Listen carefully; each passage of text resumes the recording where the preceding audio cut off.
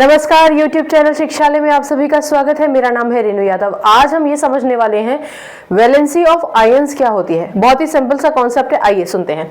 देखिए, सबसे पहले वैलेंसी ऑफ आयंस समझने के लिए ये समझिए कि वैलेंसी क्या होती है। सिलसिलेवार तरीके से डिस्कस करते हैं वैलेंसी। अच्छा, वैलेंसी को समझने के लिए आपको एटम के स्ट्रक्चर पर जाना पड़ेगा। तो किसी भी एलिमेंट का एटम का स्ट्रक्चर ले लेते हैं। मान लीजिए सोडियम। सोडियम का एटॉमिक नंबर होता है 11, कॉन्फ़िगरेशन होता है 281। ठीक है ना। हमने लास्ट लेक्चर में भी ये डिस्कशन किया था कि अब तक आप जान गए हैं कि एटॉमिक नंबर का क्या मतलब होता है, कॉन्फ़िगरेशन कैसे लिखते हैं, शेल्स क्या होते हैं। तो बार बार आपको KLM में सेग्रीगेट करने की या n = 1, 2, 3 में सेग्रीगेट करने की जरूरत नहीं है। आप देखते ही समझ जाइए कि एटॉमिक नंबर 11 मतलब नंबर ऑफ प्रोटॉन या नंबर ऑफ इलेक्ट्रॉन 11 ही है। चलिए, इसका एटॉमिक स्ट्रक्चर बनाने के लिए हमें एक न्यूक्लियस बनाना पड़ेगा। उसमें प्रोटॉन होंगे और न्यूट्रॉन होंगे। प्रोटॉन तो हमें पता ही है 11 है, न्यूट्रॉन का इस समय हम जिक्र नहीं कर रहे हैं। शेल्स कितने हैं हमारे पास? 3 शेल्स हैं, पहला, दूसरा और तीसरा। इन तीनों शेल्स में जो हमारे इलेक्ट्रॉन्स हैं उनका डिस्ट्रीब्यूशन है। पहले शेल में 2 इलेक्ट्रॉन, दूसरे शेल में हमारे पास 8 इलेक्ट्रॉन हो गए हैं और हमारा जो लास्ट शेल है उसमें हो गया हमारे पास 1 इलेक्ट्रॉन। ठीक है। तो अब आप ये समझ गए कि जो लास्ट शेल होता है किसी भी एटम का, जो लास्ट शेल होता है वो होता है उसका वैलेंस शेल। ये हो गया आपका वैलेंस शेल। बहुत ध्यान से सुनिए।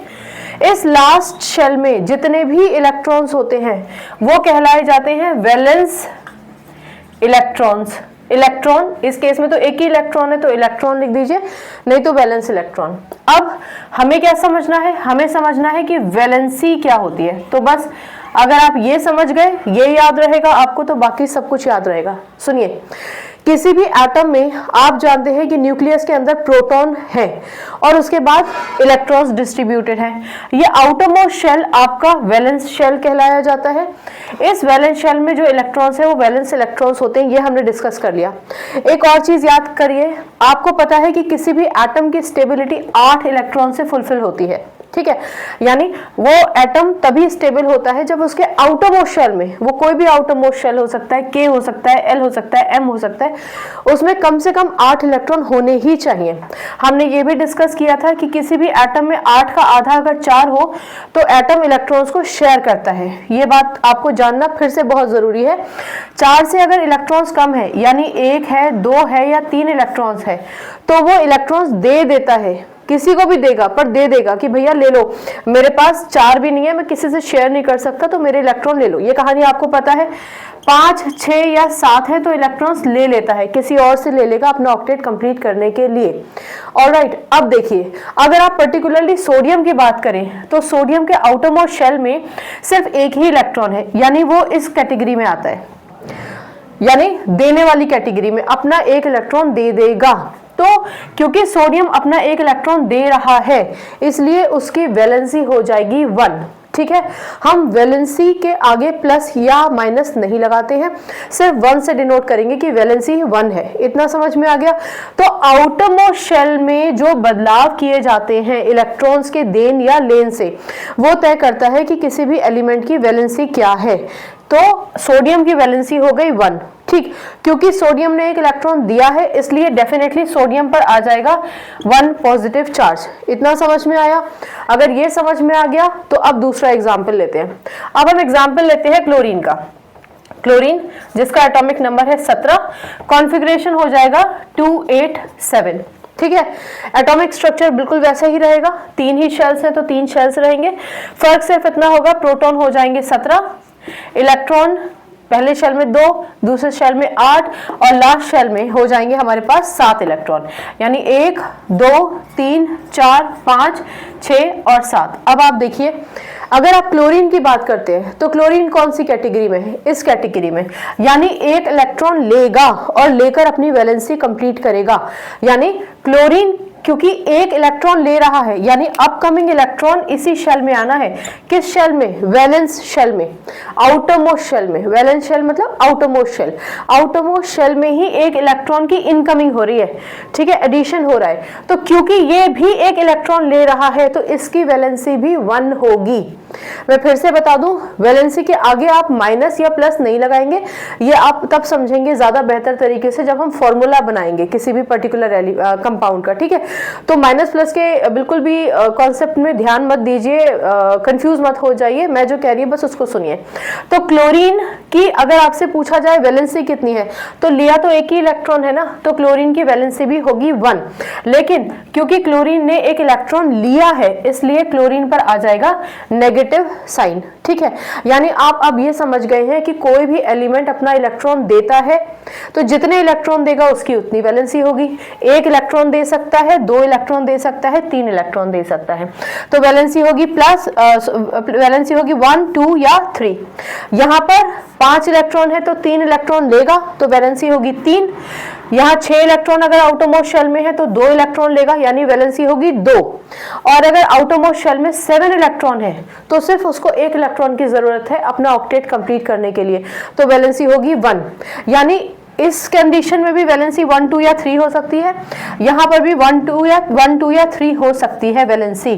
पर कोई भी एलिमेंट अपना इलेक्ट्रॉन देता है तो उस एलिमेंट के ऊपर पॉजिटिव साइन आता है, कोई भी एलिमेंट इलेक्ट्रॉन लेता है तो उसके ऊपर नेगेटिव साइन आता है। आप ये भी जानते हैं कि जो पॉजिटिव साइन वाले कंपोनेंट होते हैं उसको आप जनरली आयन कहते हैं, पर पर्टिकुलरली उसको आप कैटायन कहते हैं। इसको भी आप जनरली आयन कह सकते हैं, लेकिन पर्टिकुलरली ये है एनायन, ठीक है। तो वैलेंसी ऑफ आयन क्या हुआ? जब कोई भी एलिमेंट अपना इलेक्ट्रॉन देता है या लेता है तो उसके ऊपर चार्ज आ जाता है, तो वो एटम जो पहले एटम था इलेक्ट्रॉन लेने के बाद या इलेक्ट्रॉन देने के बाद, वो एटम नहीं कहलाया जाता है, वो आयन कहलाया जाता है, ठीक है। और उस पर कितना चार्ज है उससे पता चलता है कि उसकी वैलेंसी कितनी है। तो यही होता है valency of ion. Valency of ion की डेफिनेशन कभी भी नहीं पूछी जाएगी, आपसे किसी भी एलिमेंट का चार्ज पूछा जाएगा, यानी उस पर कितनी उसके आयनिक चार्ज कितना है ये आपसे पूछा जाएगा, वो आपको याद रखना होगा, जो हम डिस्कस भी करेंगे। तो फिर वैलेंसी ऑफ आयन जरूरी क्यों है? वैलेंसी ऑफ आयन इसलिए जरूरी है क्योंकि जब आप किसी का भी फॉर्मूला लिखते हैं, कोई भी कंपाउंड का फॉर्मूला लिखते हैं जहां पर आयंस इन्वॉल्व होते हैं, तो आपको वैलेंसी ऑफ आयन की जरूरत पड़ती है। जैसे कि अगर आपने NaCl बनाया तो NaCl किस तरीके से बनाया ये फाइंड आउट, तब ये कैसे बनाया उसके लिए उसको आपको चार्जेस की जरूरत पड़ती है, ठीक है। जब तक आपको चार्जेस नहीं पता होंगे कि किस पे कितने पॉजिटिव चार्ज हैं, किस पे कितने नेगेटिव चार्ज हैं, तब तक आप फॉर्मूला नहीं बना सकते हो किसी भी आयनिक कंपाउंड का। आयनिक कंपाउंड समझते हैं ना, जहां पर एक पॉजिटिव आयन एक नेगेटिव आयन के साथ मिलकर एक कंपाउंड बनाता है, तो वो कंपाउंड कहलाया जाता है, तो वो आयनिक कहलाया जाता है, क्योंकि यहाँ पर आपका ट्रांसफर हुआ है इलेक्ट्रॉन का। सोडियम ने अपना एक इलेक्ट्रॉन क्लोरीन को दिया होगा, तब इनके बीच में बॉन्ड बना होगा, उसको आयनिक बॉन्ड बोलते हैं, याद है ना आपको। तो आयनिक कंपाउंड का फॉर्मूला बनाने के लिए हमें आयंस पर चार्ज पता होने चाहिए। एक पॉज लीजिए, दोबारा से सुनिए। वो एटम जो किसी से इलेक्ट्रॉन लेता है या किसी को इलेक्ट्रॉन देता है, तो जितने इलेक्ट्रॉन ले रहा है या दे रहा है उसी हिसाब से उसके ऊपर चार्ज लगता है। अगर किसी एलिमेंट ने 1 इलेक्ट्रॉन दिया तो वैलेंसी 1 है, ओनली 1। अगर किसी एलिमेंट ने 1 इलेक्ट्रॉन लिया तो उसकी वैलेंसी भी 1 होगी। लेकिन अब इलेक्ट्रॉन लेने के बाद वो एटम नहीं रहेगा, आयन कहलाया जाएगा। क्लियर? ये एटम था जब तक इसने इलेक्ट्रॉन नहीं लिया था, इलेक्ट्रॉन लेने के बाद ये आयन कहलाया जाएगा। यानी अब आप जब इलेक्ट्रॉन ले चुके हैं तो क्लोरीन को Cl से रिप्रेजेंट नहीं कर सकते हैं। Cl का मतलब होता है एक ऐसा एटम जिसके पास 17 इलेक्ट्रॉन है। क्योंकि ये इलेक्ट्रॉन ले चुका है इसलिए आपको एक नेगेटिव साइन यहाँ पर लगाना ही पड़ेगा, ये आयन कहलाया जाएगा। और इस पर जितने नेगेटिव चार्ज हैं, किसी भी एलिमेंट पे जितने नेगेटिव चार्ज हैं वो उसकी वैलेंसी बताता है। किसी भी एलिमेंट में कितने पॉजिटिव चार्ज हैं वो उसकी वैलेंसी बताता है। तो सबसे इंपॉर्टेंट बात 9th स्टैंडर्ड में होने के बाद एक तो आपको ये पता होना चाहिए कि क्लोरीन और Cl नेगेटिव के बीच का डिफरेंस क्या है, सोडियम और Na पॉजिटिव के बीच का डिफरेंस क्या है। ठीक है, याद रखिए कि कॉमनली हम इन दोनों को आयंस ही बोलते हैं, पर्टिकुलरली जिस पे पॉजिटिव चार्ज हो वो कैटायन, पर्टिकुलरली जिस पे नेगेटिव चार्ज हो वो एनायन कहलाया जाता है। राइट, अब आपको अगर इतना याद समझ में आता है तो एक चीज और सुन लीजिए कि जो वैलेंसी ऑफ आयंस होती है ना वो वेरी करती है। जैसे कि अगर आप जैसे ये है तो ये मोनोवैलेंट कहलाया जाएगा। अब मैग्नीशियम पे 2 पॉजिटिव चार्ज है तो ये डाईवैलेंट कहलाया जाएगा। एल्यूमिनियम है, इस पे 3 पॉजिटिव चार्ज है, ट्राईवैलेंट कहलाया जाएगा। ठीक है, trivalent ion, divalent ion, monovalent ion, particularly cation, यानी monovalent cation, divalent cation, trivalent cation. Similarly Cl negative monovalent anion, O2 negative divalent anion. ठीक है, इसी तरीके से आपके पास और भी P3 नेगेटिव। ठीक है, तो ये क्या है, ट्राईवैलेंट एनायन। पर्टिकुलरली तो आप इन सबको एनायन बोलेंगे, अदरवाइज कॉमनली आप उसको आयंस बोलेंगे, monovalent ion, divalent ion, trivalent ion. लेकिन अगर आप उसको डाईवैलेंट आयन केवल बोलेंगे जनरली एग्जाम में लिखते वक्त, तो आप ये नहीं स्पेसिफाई कर रहे हैं कि उसने इलेक्ट्रॉन दिया या लिया। इसलिए एग्जाम में हमेशा याद रखिए, अगर आप इसका जिक्र कर रहे हैं तो मोनोवैलेंट कैटायन ही लिखिएगा, अगर आप इसका जिक्र कर रहे हैं तो मोनोवैलेंट एनायन ही लिखिएगा। तो इस तरीके से हमारे पास अलग अलग किस्म के आयंस होते हैं। ये आयंस कैसे बनते हैं और कैसे हम फॉर्मूला बनाते हैं वो हम अगले लेक्चर में पढ़ेंगे। ठीक है, तो आई होप आपको इस लेक्चर से वैलेंसी ऑफ आयन समझ में आया होगा। याद रखिए, वैलेंसी समझाने के लिए आपको ये लिखने की इनिशियली जरूरत नहीं है जब तक आपसे पूछा ना जा सके, लेकिन आप बस आपको ये याद रखना है कि जो कोई भी हरकत होती है, इलेक्ट्रॉन लेने देने की जो भी चेंजेस होते हैं एटम में, वो हमेशा वैलेंस शेल में होते हैं, यानी हमेशा आउटरमोस्ट शेल में होते हैं। ठीक है, और इस आउटरमोस्ट शेल के इलेक्ट्रॉन्स को वैलेंस इलेक्ट्रॉन्स कहते हैं, वैलेंसी नहीं कहते हैं। वैलेंसी का मतलब होता है कितने इलेक्ट्रॉन दिए किसी एटम ने या कितने इलेक्ट्रॉन लिए, वो एटम टू एटम वेरी करता है। एक और चीज याद रखिए, मेटल्स हमेशा इलेक्ट्रॉन देता है, यानी मेटल हमेशा एक कैटायन होगा।